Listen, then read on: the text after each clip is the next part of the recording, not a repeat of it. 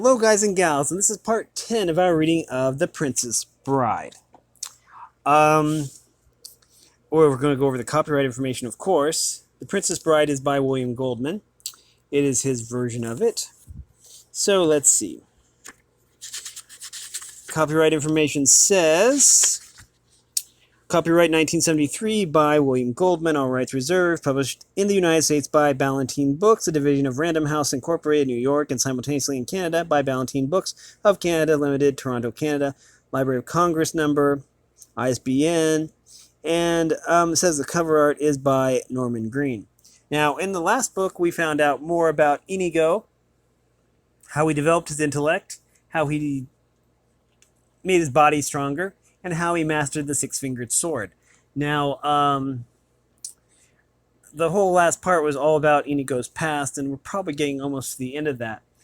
But in that part, a nobleman killed Inigo's father. So, we're going to probably find out more about that. Anyways, we are going to... turn this in here real quick. Close enough. Okay, we are going to continue. Okay.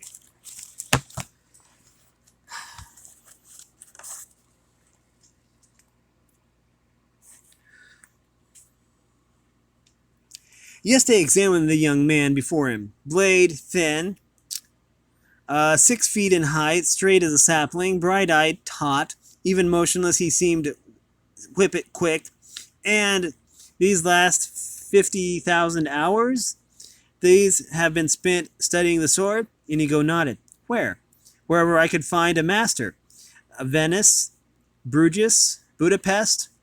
I could have taught you here, true, but you care for me. You would not have been ruthless. You would have said, excellent parry, Inigo. Now that's enough for one day. Let's have supper. That does sound like me, Yesterday admitted. But why was it so important? Why was it worth so much of your life? Because I could not fail him again. Fail who? My father. I had spent all these years preparing to find the six-fingered man and kill him in a duel, but he is a master. Yesterday, he said as much as I saw.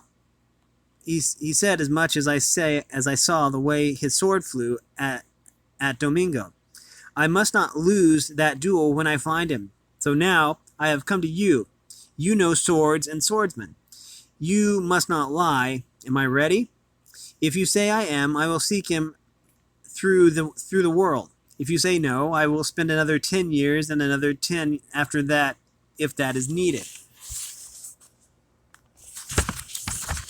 So they went to Yestay's courtyard. It was late morning, hot. Yestay put his body in a chair, and the chair in the shade.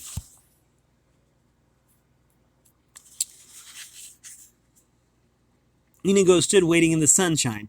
We need not test desire, and we know we have sufficient motive to deliver the death blow, Yestay said. Therefore, we need only probe your knowledge and speed and stamina. We need no enemy for this. The enemy is always in the mind. Visualize him. Inigo drew his sword. The six-fingered man taunts you, Yestay called. Do what you can. Inigo began to leap around the courtyard, the great blade flashing. He uses the Agrippa defense, Yestay shouted. Immediately, Inigo shifted positions, increasing the speed of his sword. Now he surprises you with Bonetti's attack. But Inigo was not surprised for long. Again, his feet shifted. He moved his body in a different way. Perspiration was pouring down his thin frame. Now, and the great blade was blinding. Yestay continued to shout. Inigo continued to shift. The blade never stopped. At 3 in the afternoon, Yestay said, enough. I am exhausted from the watching. Inigo sheathed the six-fingered sword and waited. You wish to know if I feel you are ready to duel to the death a man ruthless enough to kill your father, rich enough to buy protection, older and more experienced and acknowledged master. Inigo nodded. I'll tell you the truth, and it's up to you to live with it. First, there has never been a master as young as you. 30 years at least before that rank has been reached, and you are barely 22. Well, the truth is you're an impetuous boy driven by madness, and you are not now and never will be a master. Thank you for your honesty, Inigo said. I must tell you, I had hoped for better news. I find it very hard to speak just now, so if you'll please excuse me, I'll be on my I had not finished. Yes, they said. What else is there to say? I loved your father very dearly. That you know, but this you did not know. When we were very young, not yet 20, we saw with our own eyes an expedition by the Corsican wizard Bastia. I know of no wizards. It is the rank beyond master in swordsmanship. Yes, they said. But Bastia was the last man so designated. Long before your birth, he died at sea. There had been no wizard since, and you would never in this world have beaten him. But I tell you this, he never in this world would have beaten you. Inigo stood silent for a long time. I am ready then. I would not enjoy being the six-fingered man, was all Yeste replied. The next morning Inigo began to track the track down. He had it all carefully prepared in his mind. He would find the six-fingered man. He would go up to him. He would say simply, "Hello, my name is Inigo Montoya. You killed my father. Prepare to die." And then, then the duel. Okay, I wondered what that line was from, but yeah, okay. It was a lovely plan, really simple, direct, no frills. In the beginning, Inigo had all kinds of wild vengeance notions, but gradually simplicity had seemed the better way. Originally, he had all kinds of little plays worked out in his mind. The enemy would weep and beg, the enemy would cringe and cry, the enemy would bribe and slobber, and act in every way unmanly. But eventually, these two gave way in his mind to simplicity. The enemy would simply say, "Oh yes, I remember killing him. I'll be only too delighted to kill you too."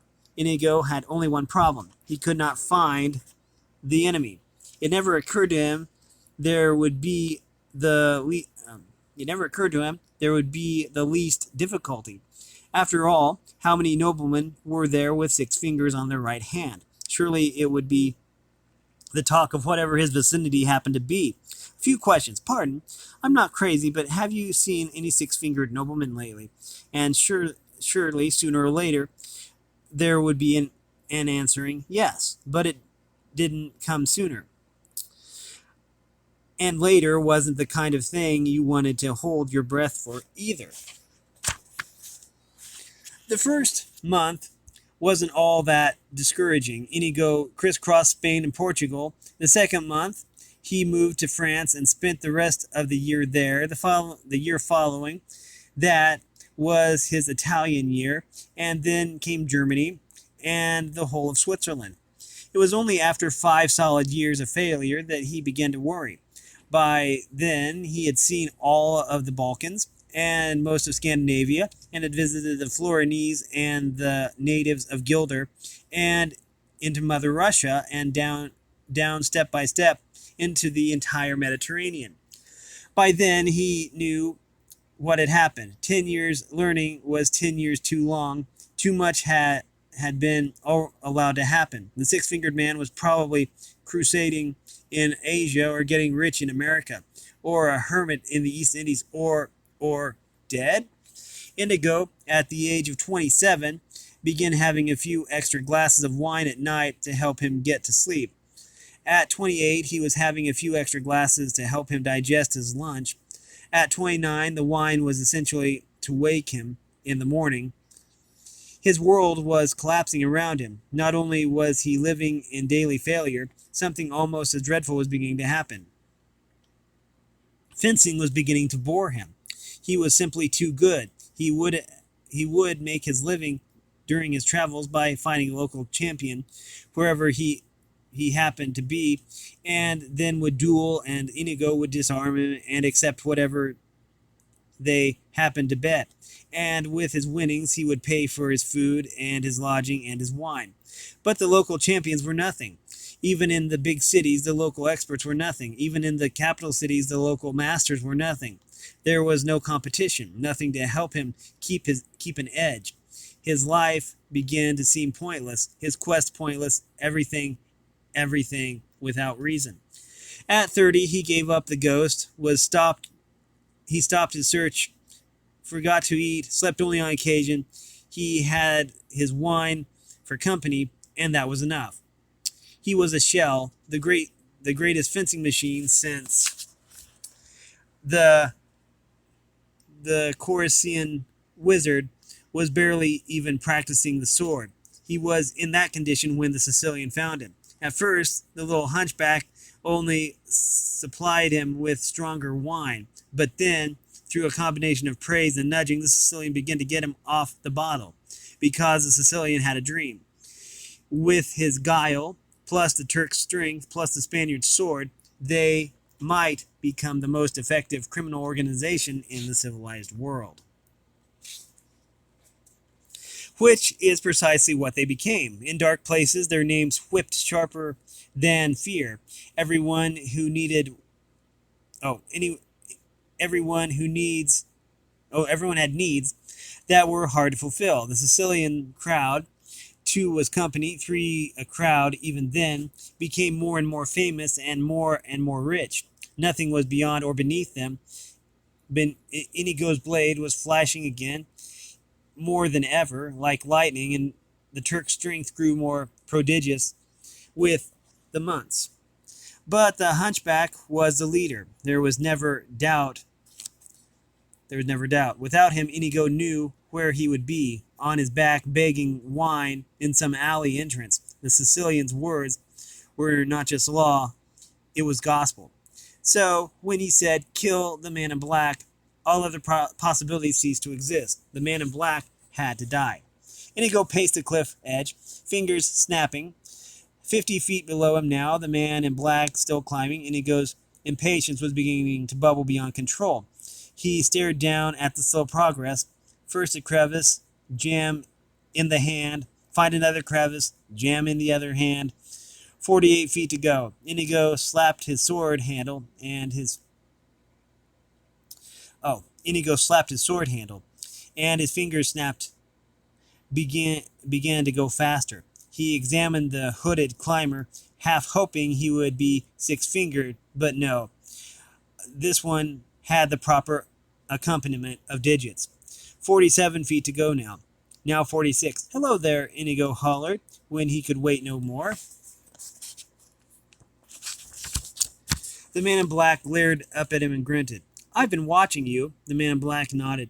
"Slow going," Inigo said. "Look, I don't mean to be rude," the man in black said firmly, "but I'm rather busy just now, so try not to distract me." "I'm sorry," Inigo said. The man in black grunted again. "I don't suppose you could speed things up," Inigo said. "If you want to speed things up so much," the man in black said, clearly quite angry now, "you could lower a rope or a tree branch, or find some other helpful thing to do." "I could do that," Inigo agreed, "but I don't think you would accept my help, since I'm only waiting up here so that I can kill you." "That does put a damper on our relationship," the man in black said then. "I'm afraid you'll just have to wait." 43 feet left. 41. I could give you my word as a Spaniard," Inigo said. No good," the man in black replied. "I've known too many Spaniards." "I'm going crazy up here," Inigo said. "Anytime you want to change places, I'd be too happy to accept." 39 feet and resting. The man in black just hung in space, feet dangling, the entire weight of his body supported by the strength of his hand jammed into the crevice. "Come along now," Inigo pleaded. "It's been a bit of a climb," the man in black explained, "and I'm weary. I'll be fine in a quarter hour or so." "Another quarter hour? Inconceivable. Look, we've got a piece of extra rope up here we didn't need when we made our original climb. I'll just drop it down to you, and you grab hold of it, and I'll pull it." "No good," the man in black repeated. "You might pull, but then again, you also just might let go, which, since you're in a hurry to kill me, would certainly do the job quickly. But you wouldn't have ever known I was going to kill you if I hadn't been the one to tell you. Doesn't that let you know I can be trusted? Frankly, and I hope you won't be insulted, no. There's no way you'll trust me? Nothing comes to mind. Suddenly Inigo raised his right hand high. I swear on the soul of Domingo Montoya, you will reach the top alive.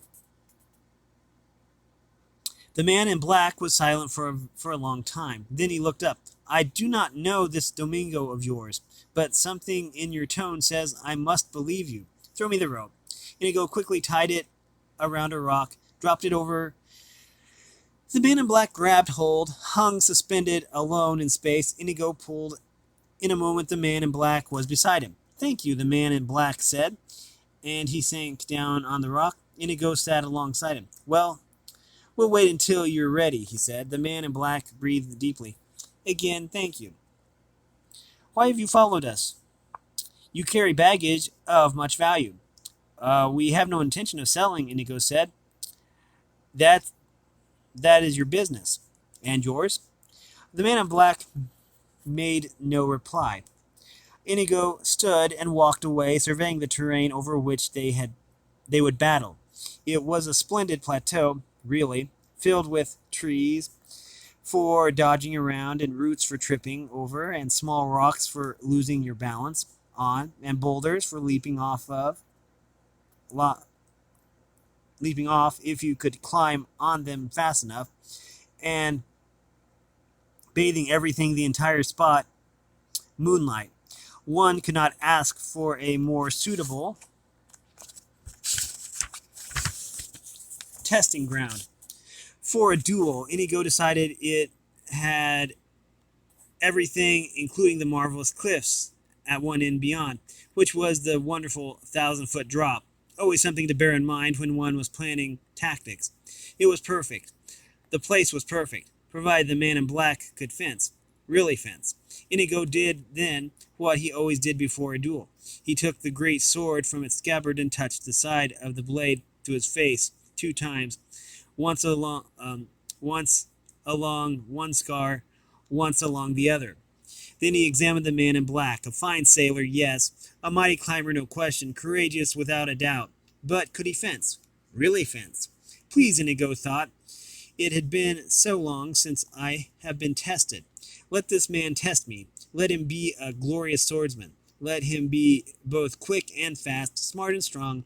Give him a matchless mind for tactics, a background of the equal of mine.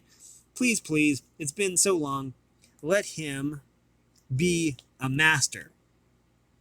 I have my breath back now, the man in black said from the rock. Thank you for allowing me to rest. We'd best get on with it then, Inigo replied. The man in black stood. You seem a decent fellow, Inigo said. I hate to kill you. You seem a decent fellow, answered the man in black. I hate to die. But one of us must, Inigo said. Begin. And so, saying, he took the 6-fingered sword and put it into his left hand. He had begun all his duels left-handed lately. It was good practice for him, and although he was the only living wizard in the world with his regular hand, the right, still he was more than worthy with his left. Perhaps 30 men alive were his equal when he used his left, perhaps as many as 50%, as few as 10. Perhaps as many as 50, perhaps as few as 10. The man in black was also left-handed, and that warmed Inigo. It made things fairer. His weakness against the other man's strength. All to the good. They touched swords, and the man in black immediately began the Agrippa defense, which Inigo felt was sound, completely considering the rocky terrain. For the Agrippa kept the feet stationary at first and made the chances of slipping minimal. Naturally, he countered with Capo Ferro, which surprised the man in black, but he defended well, quickly shifting out of Agrippa and taking the attack himself using the principles of Thibault. Inigo had to smile. No one had taken the attack against him, had taken that had taken the attack against him in so long, and it was thrilling. He let the man in black advance, let him build up courage, retreating gracefully between some trees, letting his Bonetti defense keep him safe from harm. Then his legs flicked, and he was behind the nearest tree, and the man in black was not expecting. Oh, had not expected it, and was slow reacting. Inigo flashed immediately out from the tree, attacking himself now, and the man in black retreated, stumbled, got his balance, and continued moving away. Inigo was impressed with the quickness of the balance return. Most men the size of the man in black would have gone down or at least fallen to one hand. The man in black did neither. He simply quick-stepped, wrenched his body erect, continued fighting. They were moving parallel to the cliff now, and the trees were behind them mostly. The man in black was slowly being forced towards a group of large boulders. For Inigo was anxious to see how well he moved when quarters were close. When you could not thrust or parry with total freedom, he continued to force, and then the boulders were surrounding them. Inigo suddenly threw his body against a nearby rock, rebounded off it with stunning force, lunging with incredible speed. First blood was his. He had pinked the man in black, grazed him only along the left wrist. A scratch was all, but it was bleeding. Immediately the man in black hurried his retreat, getting his position away from the boulders, getting out into the open of the plateau. Inigo followed, but not bothering to try to check the other man's flight. There would always be time for that later. Then the man in black launched his great assault. It came with no warning, and the speed and strength of it was terrifying. His blade flashed in the light again, and at first Inigo was only too delighted to retreat. He was not entirely familiar with the style of the attack. It was mostly McBone, but there were snatches of Capoferro thrown in, and he continued moving backward while he concentrated on the enemy, figuring the best way to stop the assault. The man in black kept advancing, and Inigo was aware that behind him now he was coming closer and closer to the edge of the cliffs, but that could not have concerned him less. The important thing was to outthink the enemy, find his weakness, let him have his moment of exhaustion. Exaltation. Sorry. Suddenly, as the cliffs came even nearer, Inigo realized the fault in the attack that was flashing at him. A single thigh-bolt maneuver would destroy it entirely, but he did not want to give it away so soon. Let the other man have the triumph a moment longer. Life allowed so few. The cliffs were very close behind him now. Inigo continued to retreat. The man in black continued to advance. Then Inigo countered with the thigh bolt, and the man in black blocked it. He blocked it. Inigo repeated the thigh bolt move, and again it didn't work. He switched to Capoferro and tried Bonetti. He went to Fabris. In desperation, he began to move used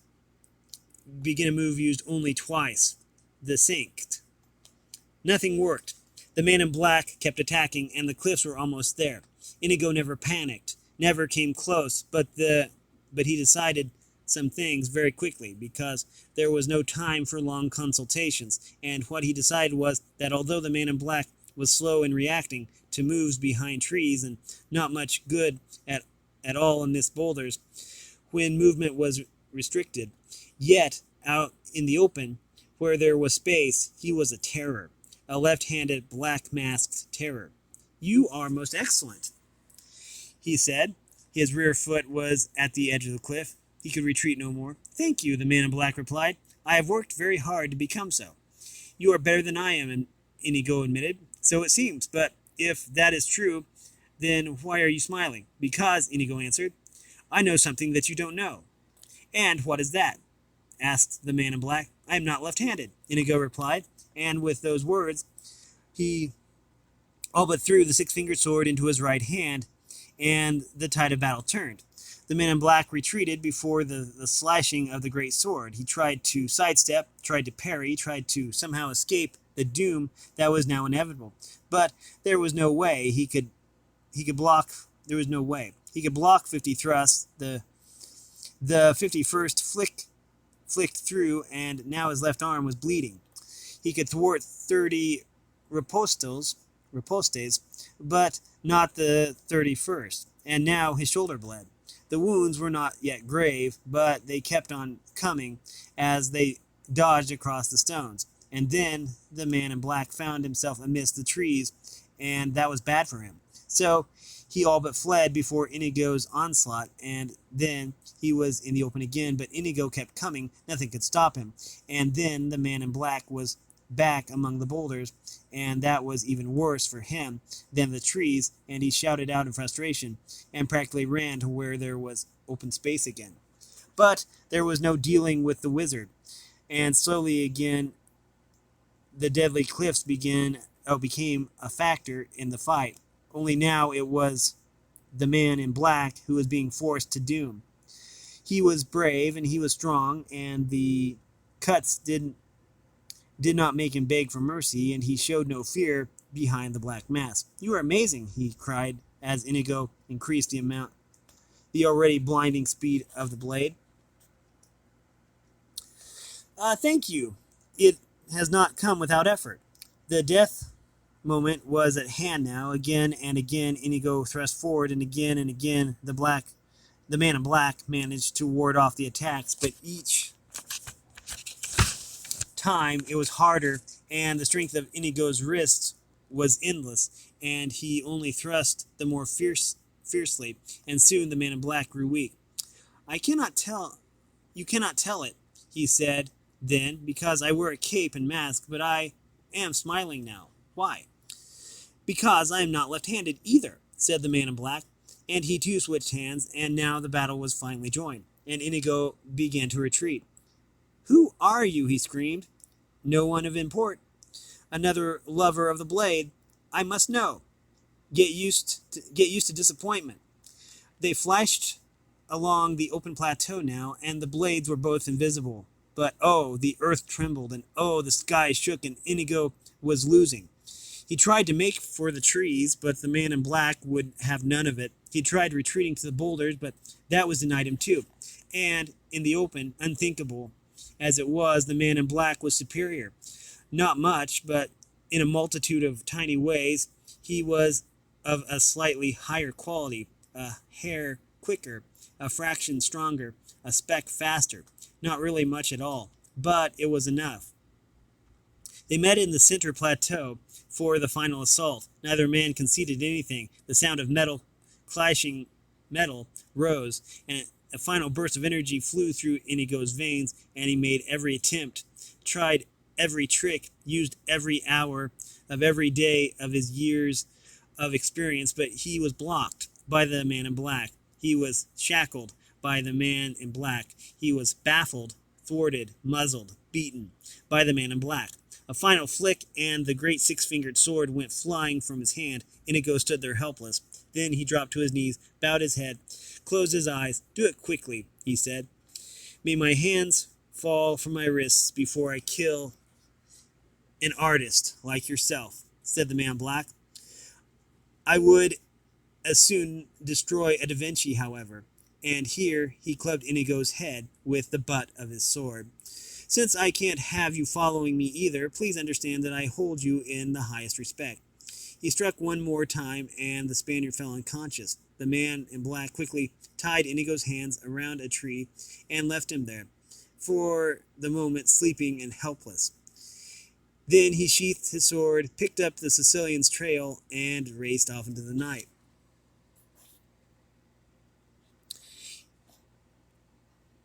Ooh, we've been way too long. Okay. Anyways, we have been reading from William Goldman's The Princess Bride, a hot fairy tale. Now, if you like this content, then make sure you like and subscribe and ring the bell so you know when I upload. Also, if you want to support me in any way, or if you want to join the Discord server, all the information will be in the description below. As always, thanks for watching, everyone, and have a great day.